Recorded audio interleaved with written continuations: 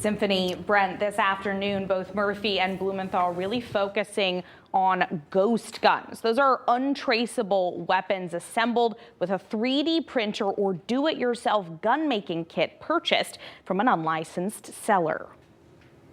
They look like a firearm. They shoot like a firearm. They kill like a firearm.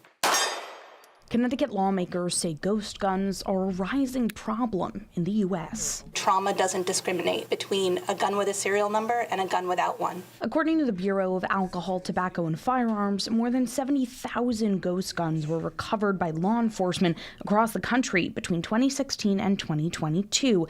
Nearly 2/3 of those were recovered in 2021 and 2022 alone. Why have a traceable gun if you can just have a 3D printer in your house or send away for a kit and easily have an untraceable gun? This is an issue for law enforcement, but the mayor of Connecticut's capital city says state laws are helping. The number of ghost guns we're confiscating are going down. This year so far, we're confiscated about 18% less than last year because of state legislation that is working, which shows that this can work on a federal level. Senator Blumenthal introduced legislation last year to require online and other sellers of gun-making kits comply with federal firearm safety regulations. Arulampalam says this national measure is needed to protect those in Hartford. Laws that are passed in the state of Connecticut, they don't impact what comes across our border. What we've seen with guns broadly is 53% of those illegal guns we're seizing here are coming from outside of Connecticut. The Biden administration did implement a rule in 2022 classifying gun kits as firearms,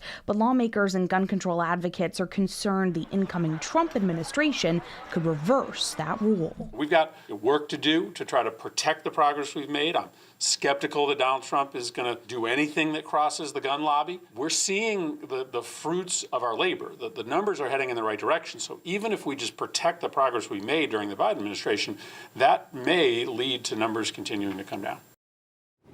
So what about Blumenthal's Ghost Guns and Untraceable Firearms Act? Well, he told me today he knows that measure won't pass this session, but says he's planning to reintroduce it next year. As for support with a new Congress and new presidential administration, both Blumenthal and Murphy believe they will have increased momentum and bipartisan support. Symphony, Brent.